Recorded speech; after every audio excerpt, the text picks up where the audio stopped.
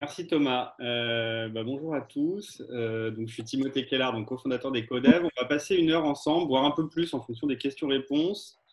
Alors moi, je suis extrêmement enthousiaste ou ravi de pouvoir accueillir trois intervenants sur le sujet du forfait mobilité durable, puisque je pense que depuis le début d'année, au-delà de l'actualité Covid chez nous, la plus forte actualité était et est ce sujet de forfait mobilité durable. Le titre, forfait mobilité durable, comment on peut, on va dire, le déployer surtout. Ils l'ont fait. Alors, je vais accueillir donc en exclusivité, puisqu'on peut parler d'exclusivité, voire mondiale, puisque des interlocuteurs comme aujourd'hui, il y en a peu sur la place, on va dire. Donc, peut-être un mot chacun avant que je débute sur l'introduction. Martine, je te laisse peut-être te présenter. Bien, bonjour, Martine Baruc, à la direction de la RSE d'Alliance France, et très heureuse d'être parmi vous pour vous parler de notre retour d'expérience sur la mise en place du FMD. Frédéric. Oui, bonjour à toutes et à tous. Donc Frédéric Deschamps, moi je travaille à la direction des ressources humaines du groupe EDF et donc, je m'occupe de mobilité durable et en particulier du déploiement de l'accord que nous avons signé à la main du groupe EDF en novembre 2019. Et oui, des pionniers. Et Pierre. Donc Pierre Failly, je suis responsable développement durable chez Decathlon pour les activités retail sur la France, donc en charge de toute la mise en place des bonnes pratiques au sein du réseau de nos 350 sites en France. Et plus particulièrement, il y a deux sujets dont je m'occupe, que sont les sujets des énergies et des énergies renouvelables et de la mobilité. Merci. Donc, on va passer quelques minutes. Je vais introduire un petit peu le webinaire et puis après, je vous laisserai effectivement témoigner dans cet ordre sur le déploiement du forfait mobilité durable. Alors, qui sommes-nous peut-être en introduction Ecodev est un cabinet de conseil qui accompagne les entreprises et les employeurs en fait, sur les thématiques RSE. Je passe très rapidement sur les chiffres clés. On a une raison d'être qui est d'éveiller ou réveiller les organisations pour stimuler l'engagement et provoquer le changement. Donc, c'est assez parlant au final. Mais donc, on va uniquement travailler sur la mise en place d'indicateurs socio-environnementaux au sein des employeurs. Alors, on a quatre métiers, un dédié au conseil sur des sujets à la fois stratégiques mais également volontaires, avec tout un volet lié en fait directement à cette partie de conseil qui est la mesure d'impact. Et puis ensuite, il y a deux autres, on va dire, démarches qui est très opérationnelle, c'est comment déployer ces actions et puis comment travailler sur la conduite de changement ou la communication, parce qu'on sait très bien que tous ces sujets de changement de comportement fait appel à un certain nombre d'étapes de maturité pour y arriver, et avec des pôles qui vont de la RSE en passant par la mobilité durable ou la biodiversité. Je passe très rapidement sur cette partie pour arriver au cœur du sujet qui est l'écosystème mobilité, qui est finalement ce qui nous permet d'avoir ce type de moment. Un certain nombre de webinaires sont organisés depuis quelques mois maintenant et de travaux.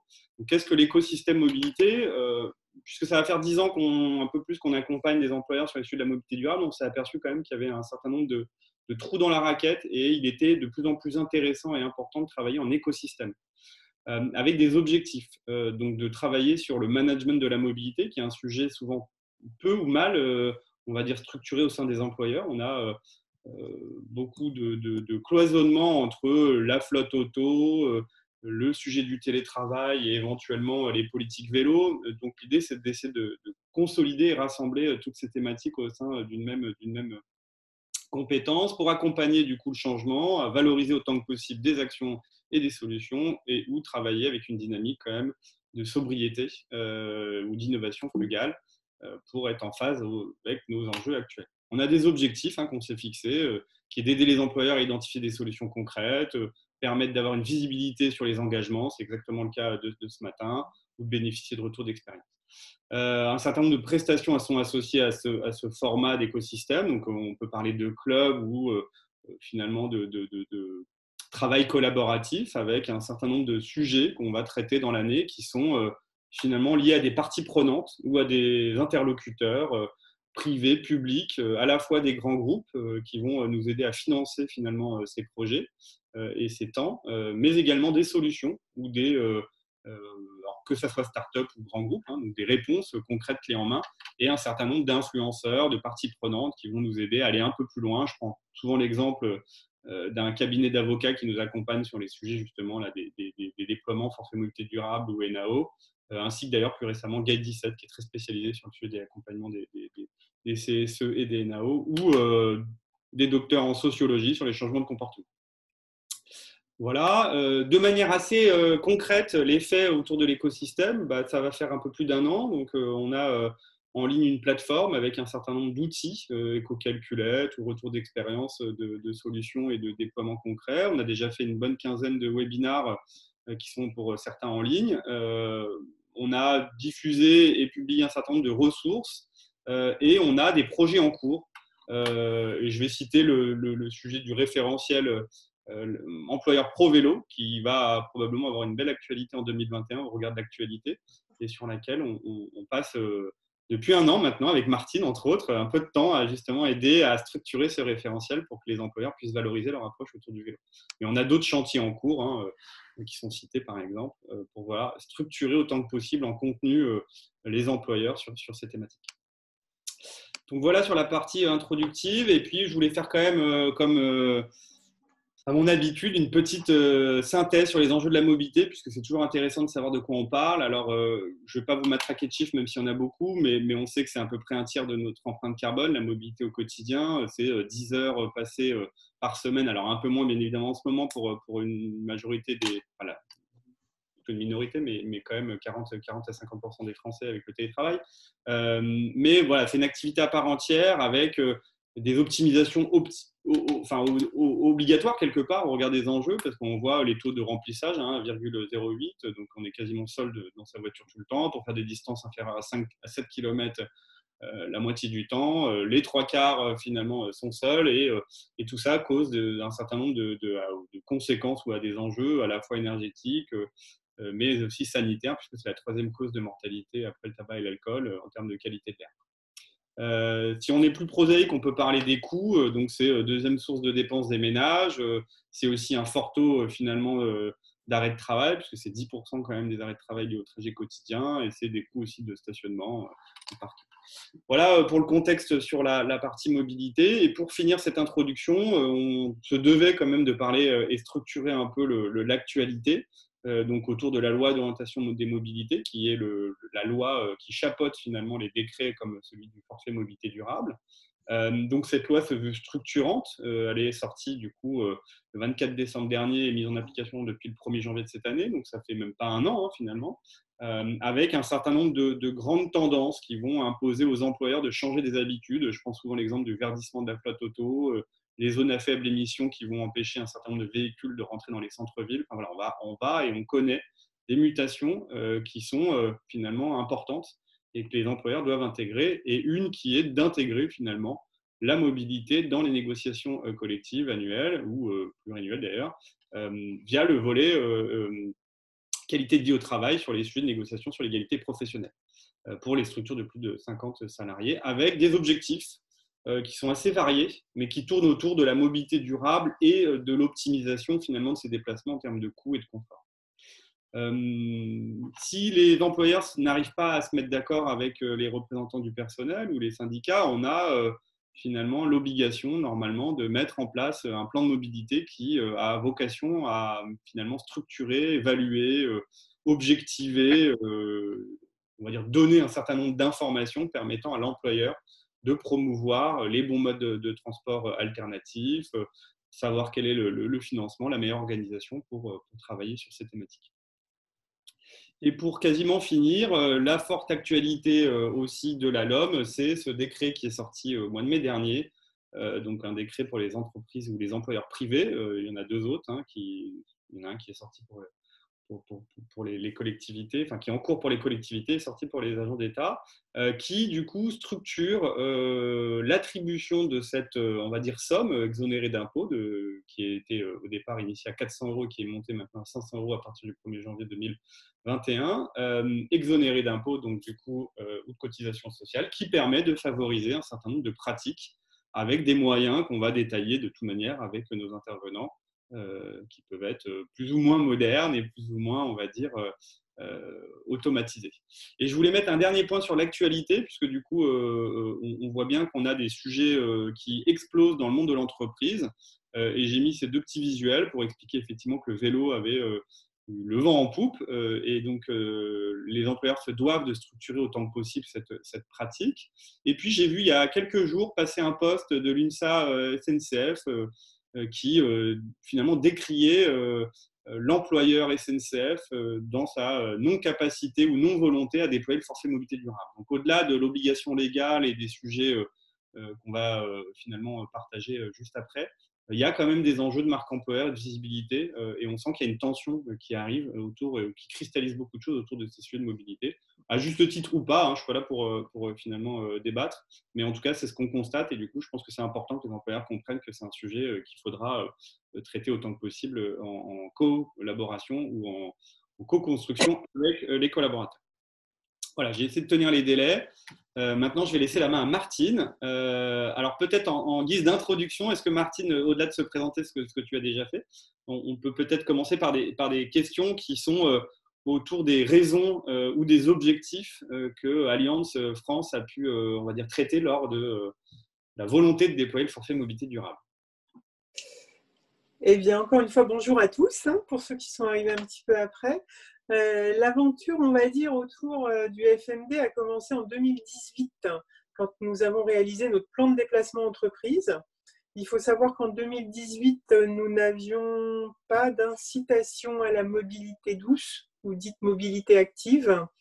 Donc, dans le cadre de ce plan de mobilité, on a identifié les besoins des collaborateurs, on a déterminé tout un plan d'action, hein, comme dans tout plan de mobilité, et on s'est surtout attaché en 2019 à travailler sur nos infrastructures, c'est-à-dire à augmenter le nombre de parcs à vélo, à mettre des équipements et ainsi de suite. Mais il y avait un réel besoin exprimé par les collaborateurs en termes d'incitation financière. Et dans le plan d'action, nous avions indiqué étudier le futur FMD, qui n'était encore, on va dire, qu'un projet. Hein. Voilà. Et donc, cette année, on a mis en place, donc on y a vraiment travaillé fin 2019, et début 2020, avec les organisations syndicales, nous avons acté la mise en place du forfait mobilité durable, c'est-à-dire avant l'apparition du décret. C'était un accord de principe avant négociation avec les organisations syndicales.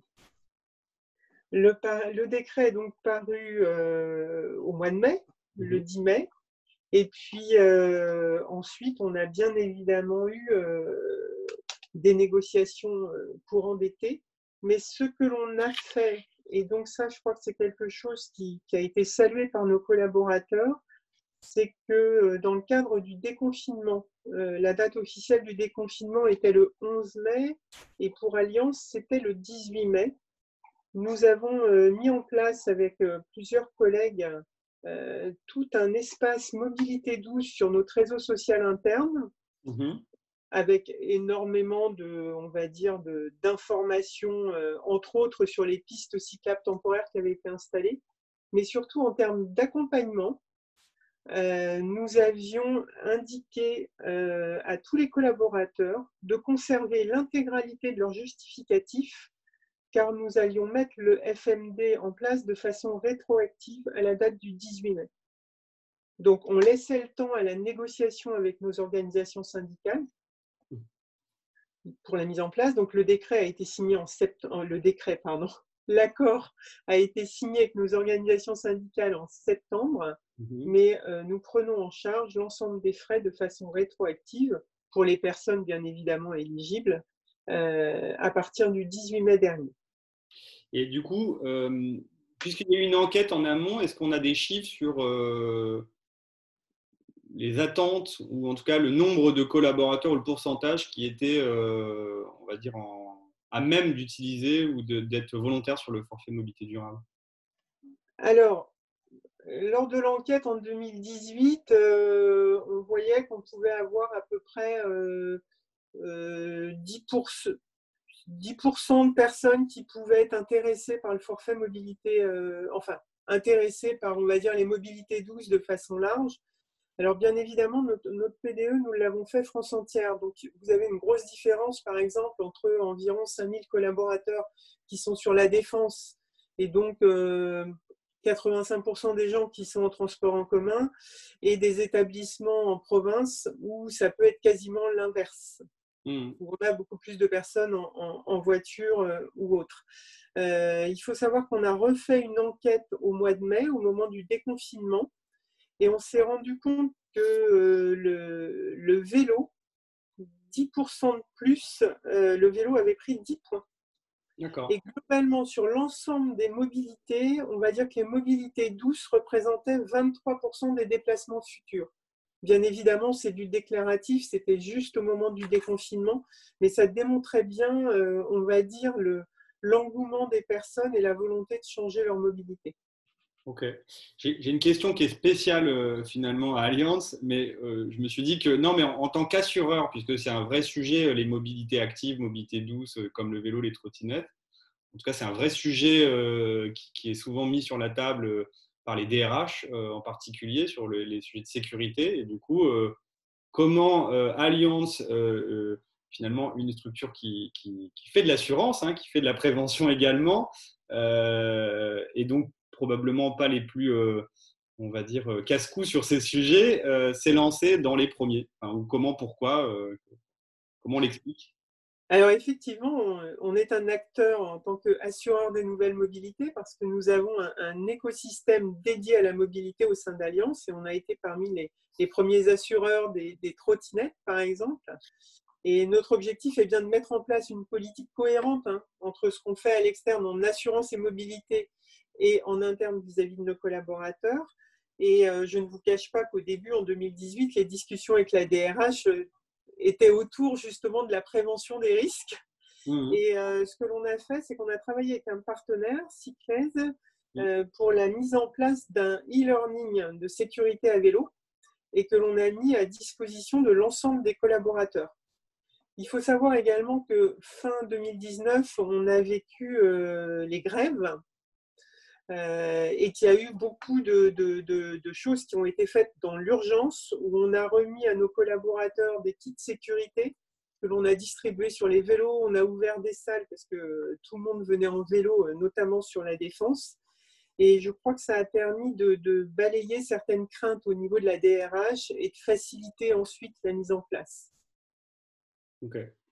Et du coup, ce sujet aujourd'hui, en termes de retour d'expérience, alors quand je dis le sujet, c'est la pratique, par exemple, du vélo. Est-ce que 2 ans après ou 1 an après les grèves, on va dire, et l'augmentation en flèche de l'usage, il y a on va dire des chiffres clés? Est-ce qu'il y a des choses rassurantes, des choses plus inquiétantes? Est-ce qu'il y a des points à préciser ou à partager? Alors, Tout se passe bien, hein, après, ça peut être aussi le cas. ouais. Après, sur le forfait mobilité durable, on l'a voulu très très large dans la négociation. On a quasiment pris tout ce qu'il était possible de prendre dans le cadre de la loi, sauf la partie des véhicules électriques ou à hydrogène, parce que c'était vraiment très compliqué à mettre en place. Mais notre idée, c'était à la fois de promouvoir le vélo, par exemple, mais également de promouvoir le covoiturage, puisque, comme je vous le disais, en région, c'est une autre problématique parfois pour certaines personnes. Donc, on a tout pris. On a pris les locations en libre-service, on a pris le vélo pour tout ce qui est achat, équipement et ainsi de suite, le covoiturage également, et bien évidemment les titres de transport qui peuvent se cumuler. Et du coup, peut-être pour compléter, en termes de montant, parce que là, on parle de périmètre sur les usages, en termes de montant, vous êtes parti sur quel montant? Alors, en termes de montant, on est parti sur le maximum autorisé à l'heure actuelle, qui est de 400 €. Nous verrons lorsqu'il y aura un prochain décret qui fera passer à 500 €. Sachant qu'on s'est engagé avec nos partenaires sociaux, nous aurons une commission nomade chaque année pour continuer justement pour voir l'évolution de cette mise en place. À l'heure actuelle, donc c'est un petit peu, on a 2 phases cette année parce que, comme je vous disais, de façon exceptionnelle, on prend en charge tous les frais de 2020. Vous vous doutez bien que la mise en place n'est pas si simple que ça. Déjà, pour faire comprendre le fonctionnement du FMD avec un peu de cumul sur les frais de transport en commun, mais sans dépasser les plafonds et ainsi de suite. Donc là, on est dans une campagne de recensement des personnes qui souhaitent bénéficier du FMD sur 2020. Et ensuite, nous passerons dans une phase de run, comme on dit, sur 2021. Donc, on travaille avec un partenaire, puisqu'on a externalisé cette partie gestion du FMD. Et là, on a actuellement les collaborateurs, on devrait avoir les informations demain ou après-demain sur le nombre de collaborateurs qui souhaitent bénéficier sur 2020. On va leur ouvrir la plateforme, on travaille avec Betterway, et ce qui va permettre de saisir tous leurs justificatifs et que l'on puisse passer les dépenses en paye au mois de décembre. Et à partir de janvier, ce sera différent, puisque avec ce prestataire, on permettra aux collaborateurs de bénéficier du FMD avec une carte de débit. Et ça leur laissera vraiment le choix de la mobilité, en fait. Sous le format ticket restaurant ou chèque restaurant? Non, pas vraiment. C'est plus souple. C'est un système de carte de débit, donc comme une carte bancaire, en fait. Et il y aura également donc un compte sur cette plateforme. La personne pourra aller avec sa carte, soit faire du covoiturage sur une plateforme dédiée, soit réserver un Vélib, ou pourra également aller à la RATP acheter quelques tickets de métro, ou encore dans un magasin pour faire réparer son vélo. Et donc, la carte sera plafonnée à 400 €. Et donc, cette plateforme nous permettra de restituer l'intégralité des justificatifs. Si jamais il y a un contrôle URSSAF ou autre, on aura capacité à donner toutes les informations annuellement sur l'ensemble des collaborateurs. Ok, on va y venir. J'avais quand même des petites questions sur les raisons ou les objectifs. Est-ce que, en tant qu'employeur Allianz, France a voulu travailler sur un sujet, alors ça peut être les trois, hein, mais qui était lié au pouvoir d'achat, à l'empreinte environnementale des déplacements, à la marque employeur ou à valoriser des usages et des pratiques qui étaient jusqu'à présent non valorisés, comme l'usage du covoiturage ou du vélo? Alors en fait, on est un acteur très présent effectivement, et notamment sur le volet environnemental. On y travaille beaucoup, on réduit nos émissions de CO2, enfin ça fait plus de 10 ans qu'on y travaille.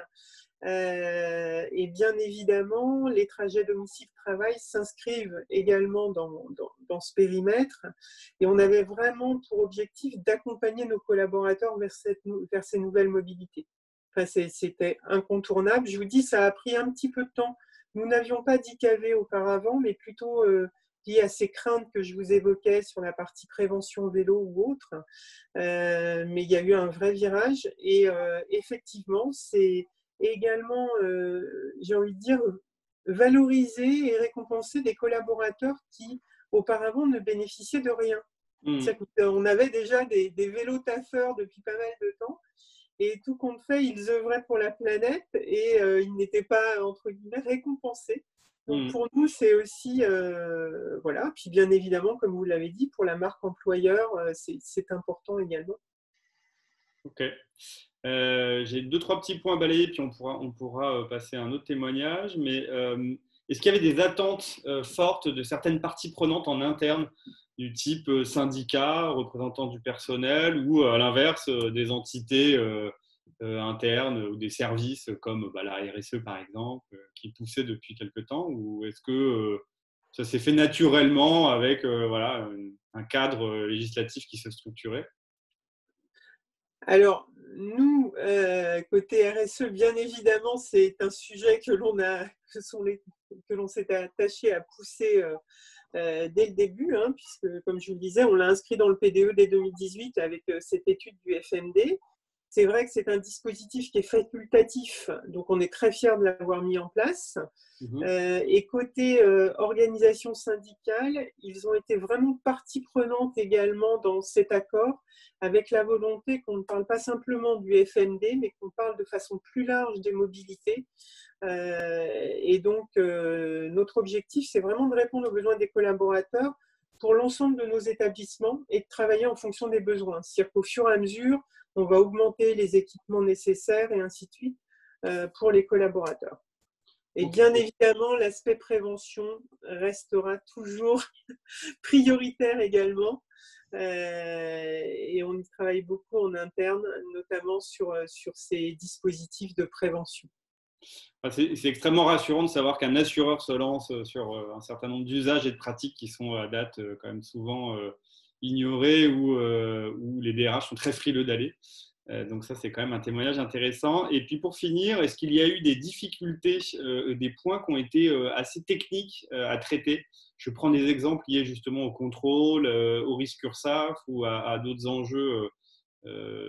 Et si oui, comment vous avez réussi à le contourner, à le traiter, à le surmonter? Alors effectivement, quand on lit au départ les textes, on a l'impression que ça va être assez facile à mettre en œuvre, mais il y a quand même quelques subtilités. Et il est vrai qu'on aurait pu se contenter d'une attestation sur l'honneur. Mais en même temps, bon, c'est peut-être notre côté assureur, notre côté prévoyant. On s'est dit qu'à un moment donné, il y avait des chances, enfin c'est surtout la DRH, qu'on avait besoin justement de bien cadrer le sujet pour pouvoir justifier à un moment donné de ces dépenses.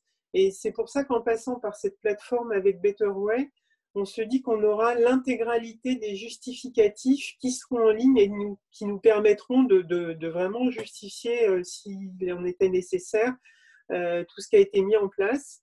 Après, ce qui est un peu complexe également, c'est le calcul des plafonds possibles quand on utilise du transport en commun. Ouais. Donc, ce qu'on a mis en place sur notre réseau social interne, c'est justement un tableau avec les différentes situations pour les collaborateurs. Leur expliquer, voilà, vous utilisez uniquement un vélo ou autre, voilà, vous pouvez bénéficier du FMD. Si vous prenez un abonnement transport en commun annuel type Navigo, ce n'est pas pour vous puisqu'on dépasse parfois le montant. Et puis, on a également mis des cas de figure. Justement, vous utilisez un abonnement de transport pour un mois, le reste, vous le faites en vélo et ainsi de suite. Et donc, il y a besoin de faire beaucoup de pédagogie, je pense, en interne, pour que les gens comprennent. Ce qu'ils ont eu du mal à comprendre également, c'est pourquoi les trottinettes n'étaient pas éligibles, typiquement. Trottinettes en propriété, hein, puisque du coup, les trottinettes en free floating sont dans le décret. Voilà, en free floating, c'est bon, mais pas en propriété. Donc, je dirais que, voilà, beaucoup de pédagogie à faire. Ok. Merci. On reviendra peut-être sur des points avec les questions-réponses à la suite, mais si ça te va, Martine, on passe au témoignage suivant. Génial. Donc, on va attaquer le sujet par un autre angle, finalement, maintenant, puisqu'on va laisser la parole à Pierre Failly de chez Decathlon. Du coup, on va faire à peu près la même trame en termes de questions-réponses. L'idée, c'est de voir justement dans des secteurs d'activité, taille d'entreprise et des approches différentes, comment on peut arriver ou atterrir sur les mêmes quasiment résultats. Du coup, ma première question, c'est quels étaient les objectifs, les raisons de travailler de manière pionnière sur le sujet du forfait mobilité durable? Écoutez, pour Decathlon, ce sujet était en soi, j'oserais dire, un peu une évidence. L'entreprise, elle est par nature actrice des mobilités douces. Voilà, on vend des vélos et on a quand même une part de marché qui est relativement importante dans ce domaine. Donc, on avait, je pense, un peu moralement un devoir d'action, un devoir d'alignement entre le sens et finalement notre activité. Et j'oserais dire, tout en restant très humble sur le sujet, un devoir d'exemplarité. Donc le FMD, il s'est vraiment imposé pour nous comme une évidence et il n'y a pas eu, je dirais, vraiment de réflexion ou de discussion de savoir si c'était quelque chose de pertinent ou pas dans sa mise en œuvre chez Decathlon, mais plutôt de savoir finalement quand et comment on allait pouvoir le mettre en œuvre, plus que finalement sur le fait même de le mettre en application. Après, pour nous, ce qu'il était quand même important, donc Decathlon, à ce titre, avait déjà été un petit peu pionnier sur la mise en place de l'IKV, puisque c'est quelque chose qu'on proposait déjà depuis sa mise en application. Bien entendu, l'intérêt du FMD, c'est d'élargir le panel d'ayants droit. de répondre quand même à la problématique de pas mal de nos sites qui sont historiquement sur des implantations plutôt périurbaines. Et donc, je pense notamment à l'autopartage, au covoiturage, de permettre d'élargir ces dispositifs d'aide à la mobilité à un maximum d'ayants droit. Pour autant, et très clairement, hein, notre priorité chez Decathlon, ça reste de promouvoir le vélo, évidemment, que ce soit en interne vis-à-vis de nos collaborateurs et aussi évidemment plus largement en externe. Donc voilà, la question, elle est venue très très naturellement pour nous. Et donc, c'est dès les NAO, fin 2019 et début 2020, pour une mise en application en 2020, que le sujet a été mis sur la table auprès de nos partenaires sociaux et qu'on a acté de la mise en place du FMD dans le cadre de nos NAO 2020. En nous engageant à le mettre en application, à le mettre en œuvre dès la parution des décrets d'application. Ok. Et du coup, au-delà de l'alignement qu'on comprend bien hein, au regard de l'actualité de Decathlon, mais est-ce qu'il y avait d'autres enjeux derrière qui ont été quand même motivants sur le sujet, je ne sais pas, peut-être pouvoir d'achat ou empreinte environnementale, ou est-ce que certains corps, on va dire, en interne, type représentant du personnel, poussaient aussi ou pas? Alors, représentant du personnel, un peu. Je dirais que les motivations pour Decathlon, c'est quand même la notion de marque employeur pour nous. Hein, voilà, on essaye d'être de plus en plus engagé, de plus en plus impliqué sur nos actions en termes de développement durable. Et voilà, c'est quelque chose aujourd'hui qui fait quand même écho auprès de nos collaborateurs ou de nos potentiels collaborateurs. Donc, dans notre logique de marque employeur, c'était quelque chose d'important. Et puis, pour ma part, qui porte le développement durable, ça fait partie quand même de nos enjeux majeurs en termes de réduction de notre impact environnemental. La quote-part des déplacements des collaborateurs est quand même une part significative de notre empreinte environnementale. Et donc, forcément, de promouvoir d'autres formes de mobilité que la voiture est clairement un enjeu environnemental chez nous. Et en ce sens, quand même, le sujet a davantage été porté par moi-même, hein, par le service développement durable chez Decathlon. On dit développement durable chez nous, pas RSE, mais peu importe, au final, ça embrasse les mêmes thématiques. Mais bien entendu que le sujet ensuite a été travaillé en concertation, notamment avec le service ressources humaines, que ce soit des RH, service paye pour toute la problématique de gestion des frais, juristes sociaux, etc., dans sa mise en œuvre, mais plutôt porté à sa base par le service développement durable. On n'est pas rentré dans le détail précédemment, mais là, on parle de combien de personnes dans le groupe Decathlon? Alors, dans le groupe Decathlon, très précisément, je crois que nous-mêmes, on ne le sait pas précisément, mais voilà, on a 3 grosses entités en France. Une activité que tout le monde imagine bien, c'est la partie retail, distribution, magasin, qui est la principale, mais on a aussi toute des services. Voilà, tous les sièges sociaux de Decathlon, la plupart sont en France, et donc une activité de service importante, et une activité logistique aussi qui regroupe pas mal de monde. Et donc au total, c'est plus de 20 000 personnes qui sont concernées, puisqu'on l'a mis en place, le FMD, sur ces trois unités qui représentent l'ensemble de nos activités en France. Ok. Donc c'est tout de suite assez massif hein, comme quantité finalement de personnes susceptibles d'en bénéficier. Ça m'amène à la question suivante. Quel est le périmètre que vous avez choisi en termes d'usage et de dédommagement ou de montant?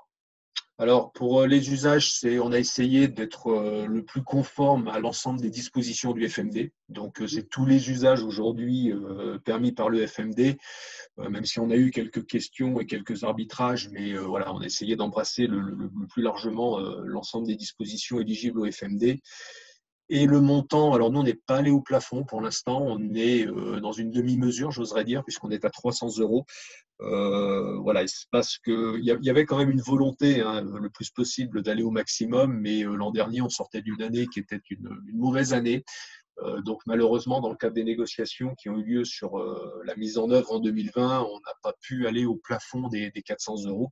Et la proposition, et ce qui a été entériné, c'est un montant à 300 €. Voilà, donc on espère meilleure fortune à terme, mais pour l'instant, on est sur ce montant-là. Par contre, de la même façon que chez Allianz, on s'était engagé sur une application à parution des décrets d'application. Il a fallu un petit peu de temps. Alors, en toute franchise, on a peut-être été un petit peu pris au dépourvu et manqué d'anticipation par rapport à la parution du décret qui est sorti pratiquement concomitamment au déconfinement. Voilà, on n'avait pas forcément conscience que les choses allaient se décanter aussi rapidement. De fait, c'est sorti dans un contexte qui n'était pas forcément très, très favorable en termes de disponibilité des équipes pour travailler sur le sujet.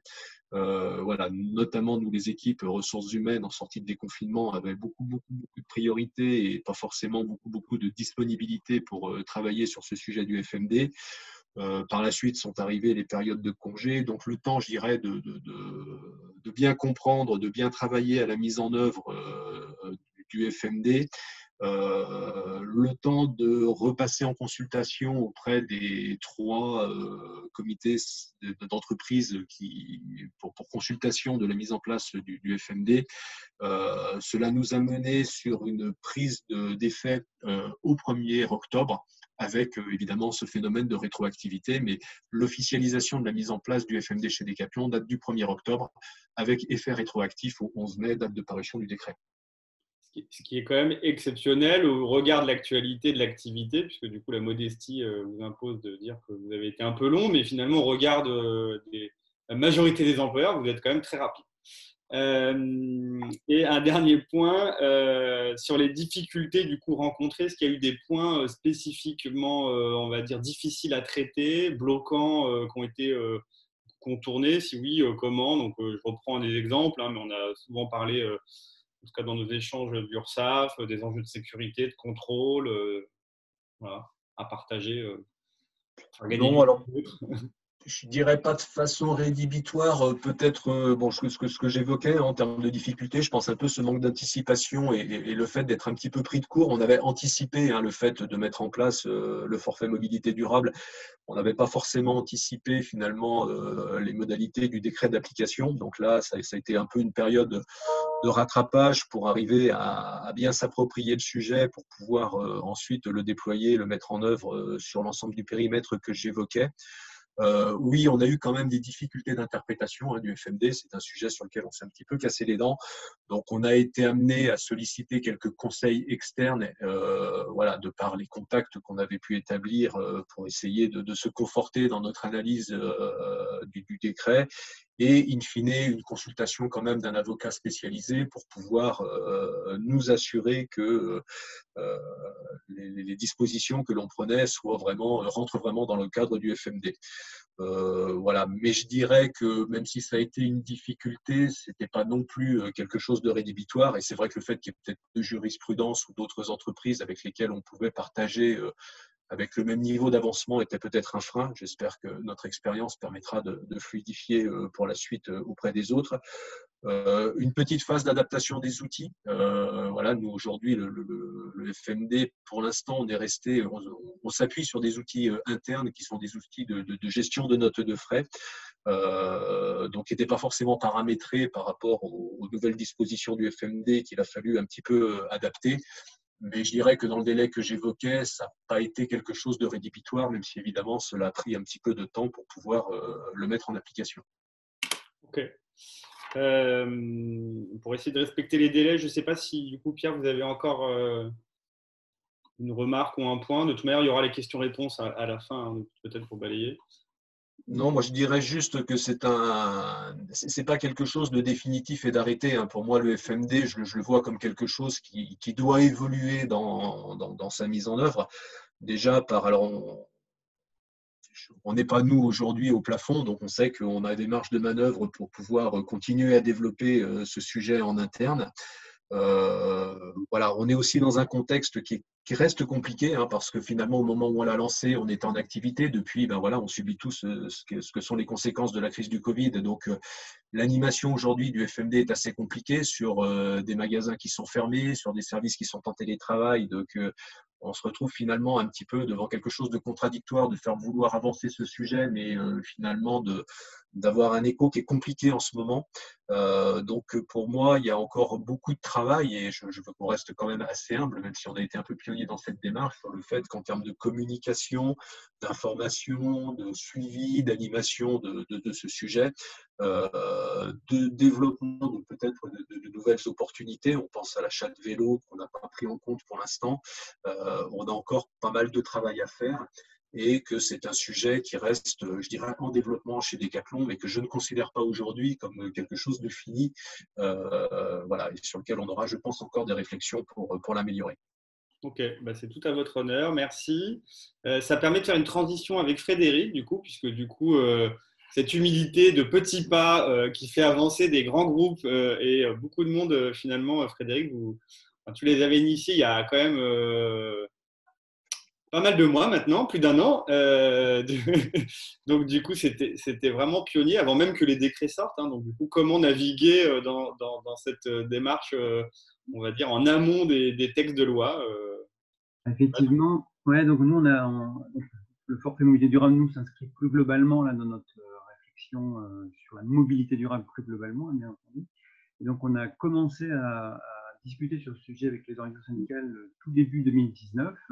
Et comme je disais tout à l'heure, on a signé un accord sur la mobilité durable à la maille du groupe EDF France, donc en novembre 2019.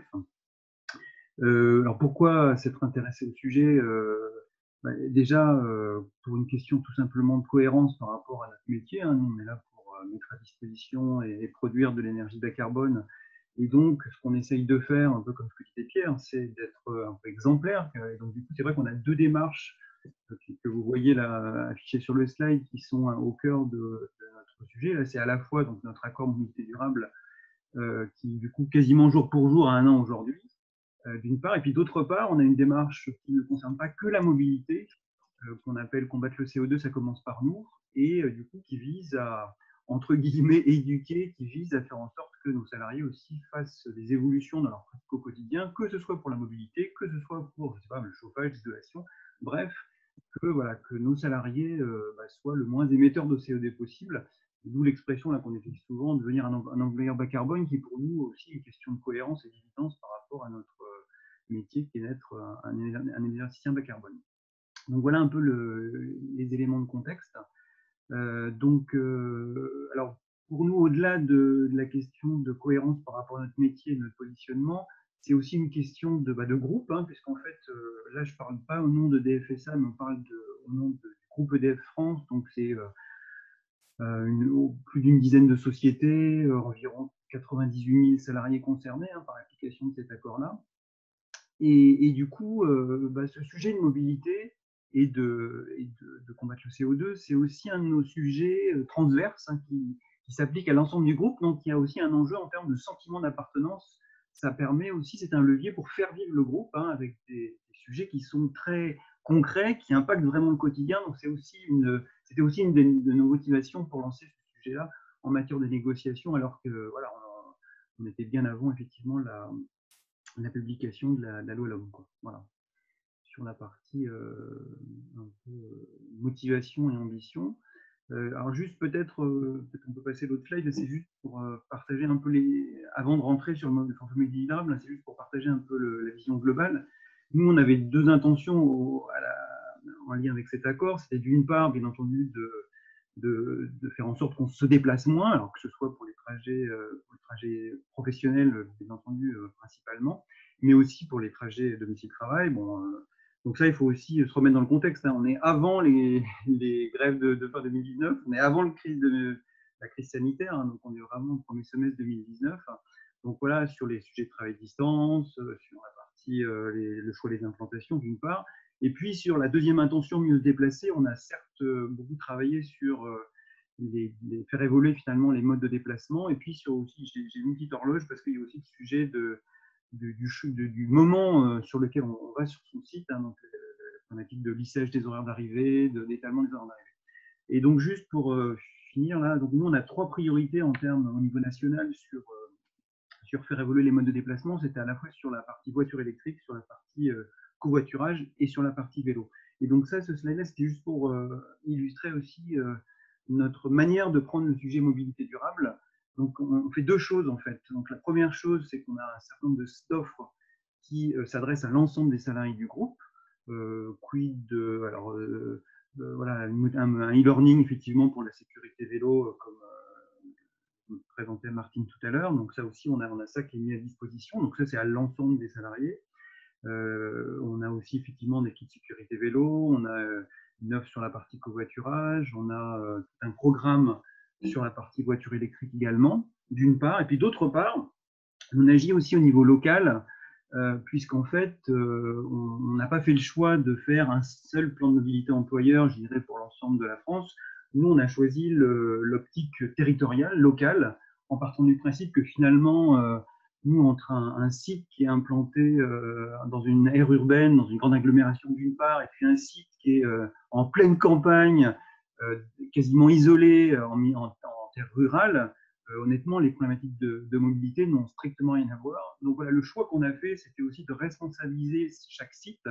Et donc, on a demandé finalement à chaque site de taille significative de faire un plan de mobilité employeur, donc se poser en ayant une vision sur quelle est la problématique ou quelles sont les problématiques auxquelles on est confronté sur mon site, et d'avoir un plan d'action qui soit adapté par rapport à cette problématique locale.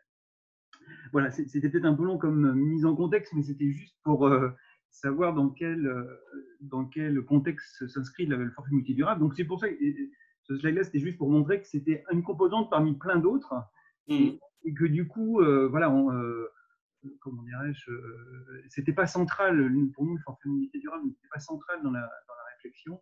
Moi, je trouve que le point le plus important, voilà, c'est comment on met en mouvement une grosse organisation comme ça, des dizaines de personnes, avec un sujet qui n'était pas forcément évident. Hein. C'est pas un sujet cœur de métier déjà, faut le rappeler. Enfin, jusqu'à maintenant, on a beaucoup échangé sur le fait que le forfait mobilité durable est une évidence. Bon, c'est pas si évident que ça. Voilà, il faut aussi faire en sorte que la thématique soit embarquée par le management, soit embarquer aussi les salariés. Enfin, je trouve que c'est ça aussi un des enjeux majeurs. Alors du coup, quand même, pour revenir à notre sujet du jour là, sur le forfait mobilité durable, alors nous, on a, donc dans le cadre de cette négociation en 2019, forcément le sujet, même si la loi n'était pas parue à l'époque, on était sur la table. Alors ce qu'il faut savoir aussi, c'est que nous, on a aussi des dispositions financières de branche, hein, donc d'aide financière au déplacement, donc voilà, ça faisait aussi millefeuille, hein, donc c'est pour ça que c'était pas central, parce que voilà, on donne déjà pas mal d'argent par rapport au trajet, notamment domicile-travail.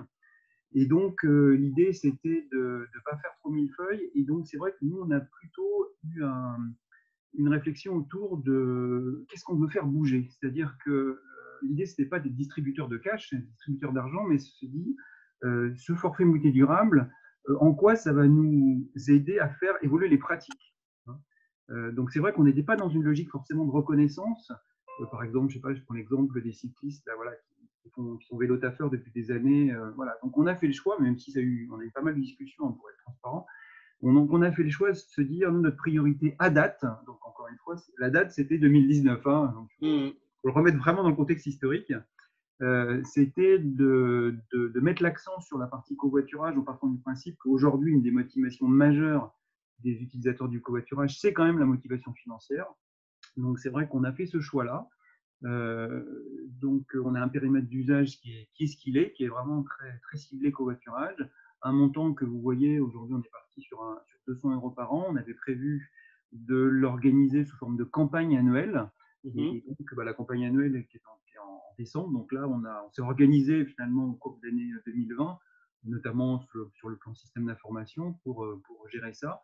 Donc là, nous, le démarrage du forfait mobilité durable, c'est dans quelques jours, là, puisqu'en fait, on démarre la campagne tout début décembre. Et donc, sur le mécanisme, parce qu'il y a quand même, j'ai vu pas mal de questions sur comment ça fonctionne, nous, c'est assez simple. Hein, donc, c'est un forfait, du coup, de 200 € par an, avec un certain nombre de conditions qui sont posées, notamment le fait d'utiliser une plateforme, pour deux raisons. Un, pour le fait que le fait d'utiliser une plateforme, c'est quand même bien c'est plus de souplesse, et donc du coup, c'est vrai qu'il y a des arrangements entre collègues pour faire du covoiturage.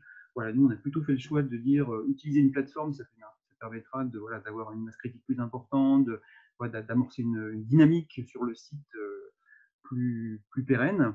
Et puis, on a posé aussi un nombre de trajets minimum, puisque l'idée, c'était de dire, voilà, ça ne nous semblait pas avoir du sens de donner de l'argent à quelqu'un qui fait 2 fois du covoiturage dans l'année, quoi. Voilà. Donc, tout ça, ça se discute, hein, mais l'idée, c'était de se dire, voilà, encore une fois, on est là pour essayer d'impulser un changement de pratique et pas uniquement être, je dirais, c'est pas de la rémunération complémentaire, quoi. C'était pas ça l'esprit. Voilà. Ok. Ben voilà, sur les slides. Du coup, merci. Peut-être qu'il y a un point abordé qui était, comme les témoignages précédents, quelques difficultés, on va dire majeures, qui ont été du coup adressées ou contournées, ou s'il y en a. Hein, ouais. Alors, je vois bien qu'en termes de périmètre, d'ailleurs, effectivement, il faut bien se remettre dans le contexte avant les enjeux actuels. Donc, effectivement, il vaut mieux un petit pas qui fasse avancer une grosse structure et qui sera de l'amélioration continue que de vouloir être parfait d'entrée. Mais du coup, voilà, est-ce qu'il y avait un point à partager Déjà, je voulais dire, c'était à date. Donc, du coup, nous, dans le cadre de cette crise sanitaire, on a prévu, alors je le dis aussi, d'ouvrir dans quelques temps là, une négociation collective sur toute la partie organisation du travail et aussi mobilité durable. Donc, ce que je dis là est à date et il est possible que ça évolue. Hein, donc, je partage ce qu'a dit Pierre tout à l'heure aussi, c'est-à-dire que pour nous, ce que je présente là, c'est le dispositif tel qu'il existe à date, et sachant que c'est un sujet, je pense globalement, qui va évoluer parce que les usages évoluent, donc c'est tout à fait, moi ça me paraît tout à fait cohérent. Donc ça c'est la première chose. En termes de difficultés, il y a 2 choses. Il y a le sujet des plafonds sur le plan fiscal. C'est-à-dire qu'il faut ça paraît simple, mais sauf que quand on a des milliers de personnes, c'est un sujet système d'information, et donc effectivement il faut mettre en place des mécanismes qui font qu'effectivement on sache quelles sont les sommes qui sont exonérées en termes de fiscal et exonérées de cotisation d'une part, et puis d'autre part, dans quelle situation on dépasse les plafonds. Et voilà, donc tout ça, chez nous, c'était pas organisé à date, donc ça veut dire que ça, c'est un travail qui a été lancé. Ça, c'est la première chose. Et puis, pour être aussi transparent quand même, forfait mobilité durable et vélo, ça a quand même été un sujet parce qu'effectivement, voilà, y compris côté organisation syndicale, on a certaines organisations syndicales qui tenaient vraiment à intégrer la partie vélo dans le forfait mobilité durable. Voilà, donc ça a occasionné pas mal de discussions. Mais encore une fois, c'est pas forcément figé, mais voilà, c'était la position à date. Voilà. Ça va probablement évoluer. Mais en tout cas, merci.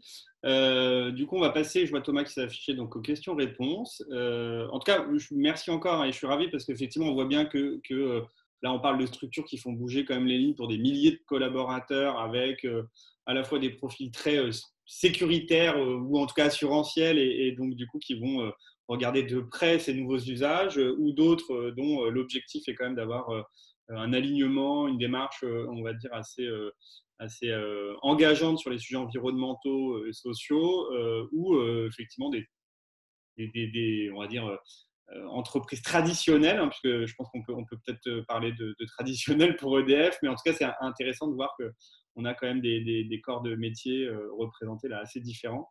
Donc, il n'y a plus d'excuses en fait pour ceux qui nous écoutent. Puisque, voilà, il y a tout type d'activité, de site, de taille, puisque voilà, un magasin ou une petite agence ou une centrale nucléaire, c'est des effectifs quand même bien différents. Thomas, je t'ai laissé le temps là de Ouais. les plus belles questions. Alors, on essaiera de traiter le maximum de questions là, en 10 minutes, un quart d'heure, voire un peu plus pour ceux qui peuvent rester.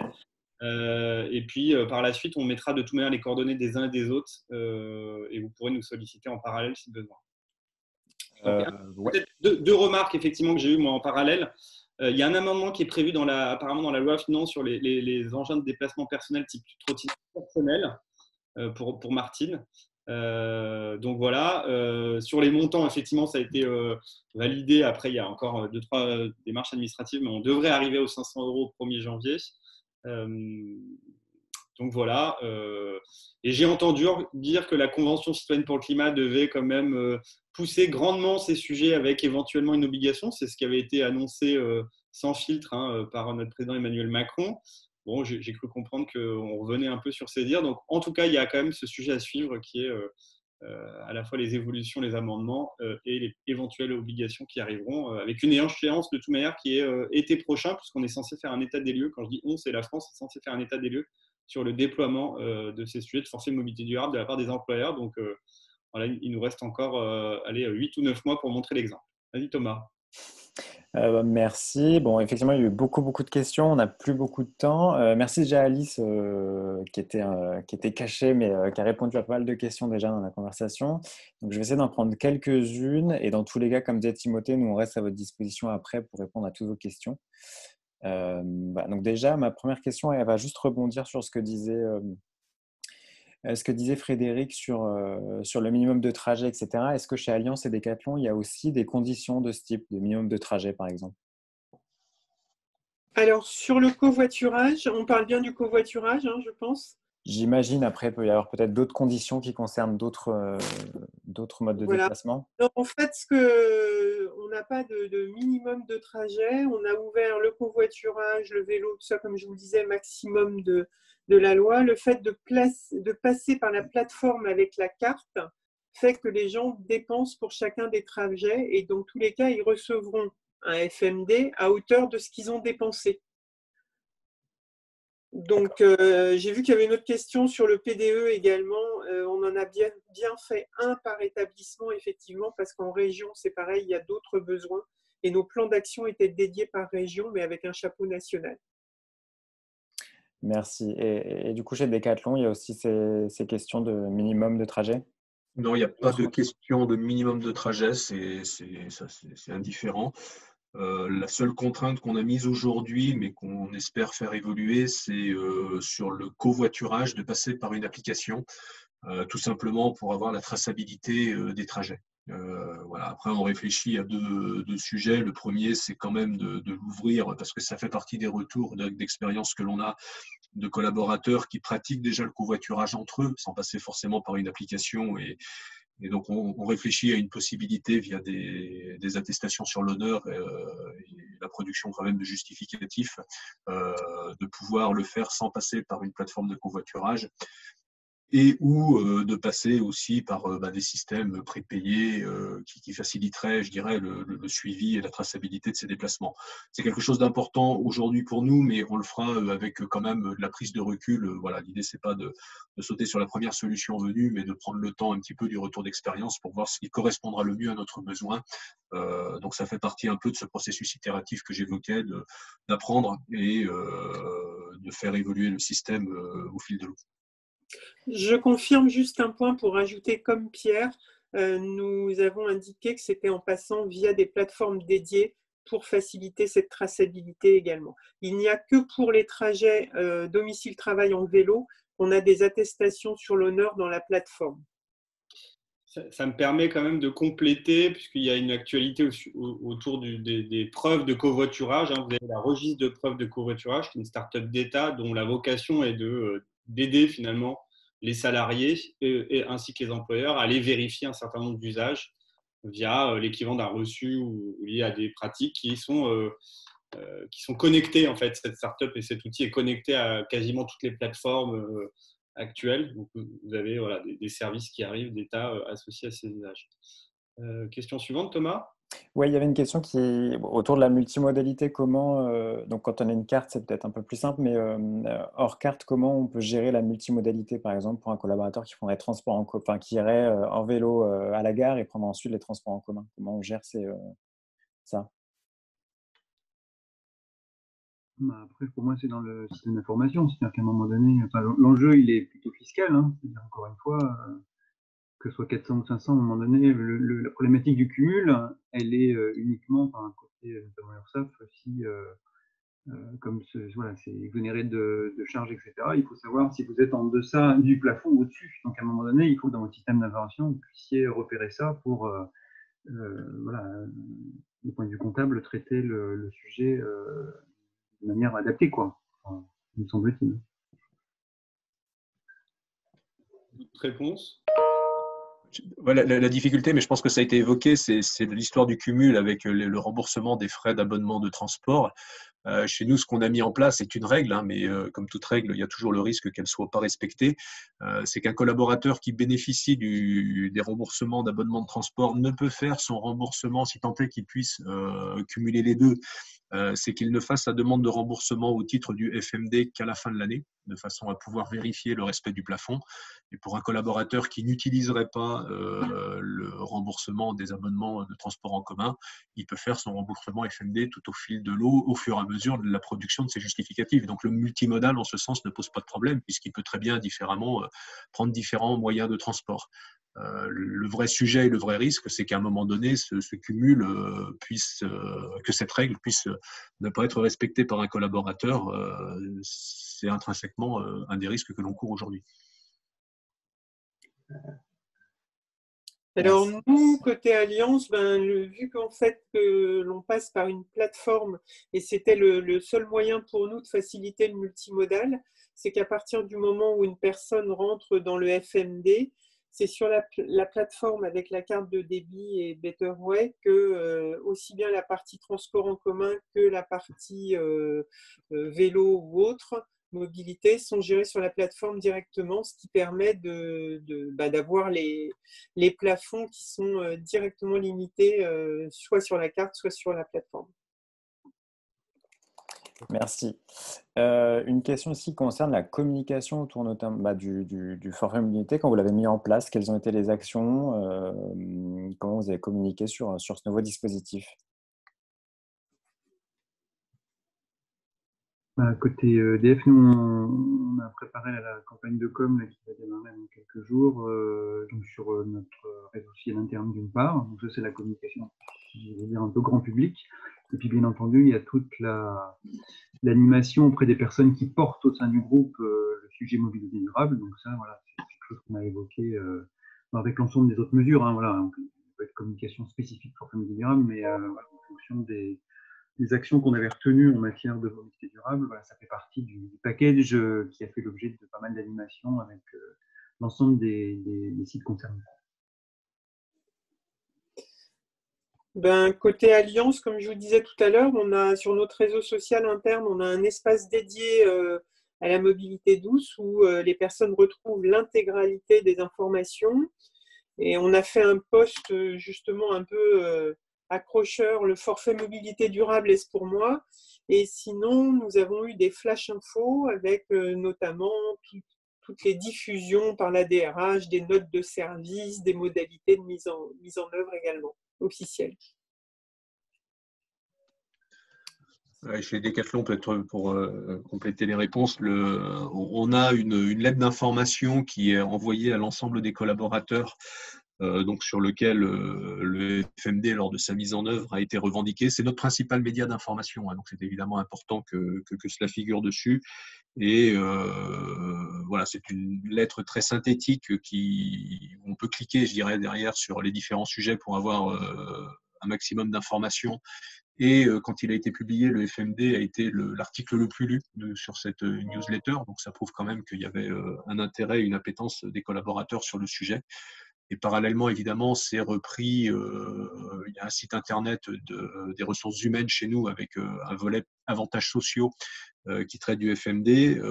On a aussi un site internet développement durable avec un certain nombre de thématiques, dont la mobilité qui reprend évidemment le FMD.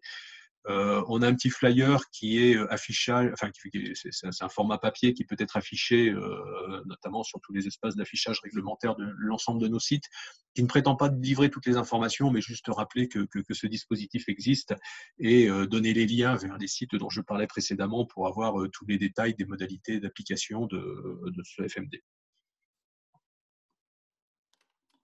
Suivante. On en prend quelques-unes encore et puis on essaiera. J'ai une question un peu plus destinée à base à Pierre pour Decathlon. C'est quel pourcentage chez vous bénéficie du FMD sur les 20 000 personnes? Et une autre un peu en lien qui était destinée à Alliance à la base, mais je pense pour tout le monde, c'est est-ce que vous avez une répartition entre cyclistes, covoitureurs, EDP, des chiffres? Alors, j'ai vu la question, j'ai vraiment du mal à répondre parce que, comme je l'expliquais, on a mis en place depuis le mois d'octobre, donc on a un mois de recul. Et je pense que clairement, sur un mois de recul, je pourrais livrer des chiffres, mais ils n'auront pas beaucoup de sens. Et je pense qu'il faut vraiment qu'on prenne un petit peu de recul pour mieux analyser ça. J'ai récupéré les données très récemment. On a eu une explosion des IKV, ce qui ne s'explique pas forcément parce que c'était déjà en place chez nous. Et même si on a augmenté le forfait, ça ne justifie pas l'écart. On a fait x4 sur les IKV au mois d'octobre. Mais je pense qu'il y a des phénomènes de rattrapage. Je pense qu'il y a le fait qu'on ait communiqué sur ce FMD et que de fait, ça a peut-être donné un petit peu d'engouement globalement au sujet. Il y a le fait que de toute façon, aujourd'hui, l'usage du vélo est en train d'exploser. Donc j'ai vraiment du mal à faire la part des choses sur finalement ce qu'est aujourd'hui l'impact du FMD par rapport aux dispositions qui existaient antérieurement chez nous. Et pour tirer des conclusions sur les autres formes de mobilité liées au FMD, je pense clairement qu'aujourd'hui c'est beaucoup trop tôt pour annoncer des chiffres. C'est pas un sujet tabou, hein, je ne veux pas faire de rétention d'informations, mais voilà, encore une fois, le contexte est trop frais, le contexte est trop en bouleversement actuellement sur tout un tas de paramètres et je pense qu'avant la fin de l'année, au mieux, il sera difficile de donner des chiffres. Je pense que on devrait arriver sur environ 15% d'ici la fin de l'année de collaborateurs qui, au sens large, utilisent les dispositifs du FMD, mais vraiment à prendre avec énormément de précautions. Je manque en toute franchise de recul là-dessus. Merci d'avoir joué le jeu d'annoncer un chiffre quand même. Peut-être pour d'autres, je ne sais pas si Martine ou Frédéric. Bah écoutez, effectivement, nous, c'est la même chose. Hein. En termes de recul, c'est compliqué. Là, on s'est dit qu'on aurait peut-être dans un premier temps entre 800 et 1000 personnes qui se déclareraient susceptibles d'utiliser le FMD, mais le contexte actuel fait que même les personnes ne doivent pas avoir beaucoup de visibilité. On vient de lancer un nouvel accord télétravail qui va être plus large, donc c'est pareil, je pense qu'il y a beaucoup de réflexion chez les personnes. Mais je vous dis, là, on est parti sur environ, on s'est dit 1000 personnes, on est 9000 en France. Et pour répondre à une question qu'il y avait, tout le monde est éligible, que ce soit CDI, CDD, alternant ou autre. Il n'y a que les personnes qui ont un véhicule de fonction qui ne le sont pas. Très bien. Donc, on devrait arriver, si on retire les véhicules de fonction, allez, on devrait être peut-être sur du 15%, je pense. Mais... Ok. C'est vraiment du doigt mouillé. Autre question, Frédéric? Je ne sais pas si Frédéric a des éléments de réponse. Moi, c'est un peu trop tôt pour répondre, mais c'est vrai que en termes de prospective, nous, dans les simulations, on était plutôt partis sur le fait que voilà, dans 1 ou 2 ans, on aurait ça concernerait environ 10% des personnes, quoi, mais pas la partie mobilité douce, on va dire ça comme ça. Ok. Dernière question, Thomas, enfin, on essaie de clôturer. Je ne sais pas si tu en as une ou deux encore, j'imagine il y en a plein, là, je vois passer. Il y en a plein. Après, il y a des choses sur lesquelles on a déjà plus ou moins répondu au cours du webinaire. Il y en avait une, effectivement, je ne la retrouve pas. Alors moi, j'en ai une qui m'a fait sourire de Nathalie Da Silva, du coup, concernant l'amendement sur les piétons. Effectivement, on s'est déjà posé la remarque de savoir si l'achat de baskets pourrait être mis dans le forfait mobilité durable. Donc, à date, non. On œuvre, on fait du lobby pour que les piétons soient aussi valorisés. Voilà, c'était parenthèse. Je ne sais pas si Thomas, on fait une dernière ou sinon j'essaie de clôturer. Ouais, non, en fait, c'est bon, on l'a traité. Donc, si tu en as une autre, vas-y, sinon tu peux clôturer. Non, je voulais moi clôturer rapidement, mais je vais vous laisser un dernier mot. En tout cas, ce qu'on peut peut-être analyser ou en tout cas observer comme retour d'expérience, c'est qu'il y a eu quand même un certain nombre d'études qui ont été faites au préalable pour essayer d'objectiver, structurer, dimensionner au mieux les services et anticiper avec un certain nombre d'ailleurs de partenaires de l'écosystème. Donc, je vais faire la publicité, mais je sais que Via ID nous écoute et organise d'ailleurs demain un webinaire sur le sujet également. Mais on a cité Cyclé ou des opérateurs de vélo comme Zenride ou d'autres que j'ai vu témoigner. Donc très bien. En tout cas, n'hésitez pas à autant que possible auditer, diagnostiquer en amont pour connaître justement le potentiel et de quoi on parle. Ensuite, il y a le sujet des NAO sur laquelle Frédéric disait ou Pierre d'ailleurs, il est probablement important de se faire accompagner, aider, d'avoir un avocat ou en tout cas travailler en co-construction. Et ça, c'est un point qui est quand même essentiel, je pense, d'avoir comme deuxième étape. Et ensuite, le sujet de la communication, de la valorisation pour pouvoir justement faire bénéficier en tout cas de cette nouveauté le maximum de collaborateurs. Donc ça tombe très bien, c'est tous les sujets qu'on traite dans l'écosystème. Donc je suis ravi qu'on puisse résumer ces étapes. Mais blague à part, peut-être un dernier mot, je vous laisse la parole. On peut faire dans le même sens qu'au début. Je ne sais pas si Martine, du coup, veut bien initier ce mot de clôture. D'accord. Ben, un mot de clôture, je dirais, faites-en bénéficier vos collaborateurs si possible de ce FMD et plus largement des mobilités douces. Accompagnez ça avec beaucoup de pédagogie et il y aura beaucoup de succès. Merci pour cette note positive et enthousiaste pour un assureur, en plus qui assure un certain nombre de ses usages.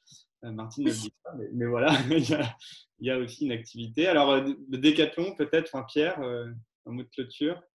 Moi, je rêve d'un monde où on fasse muter les gens de l'usage de la voiture vers, au sens large, l'usage des mobilités douces. Je pense que c'est quelque chose qui est tellement vertueux à tout point de vue, que ce soit sur l'aspect environnemental, sur l'aspect humain, de permettre aux gens d'être en bonne santé, de pratiquer une activité physique.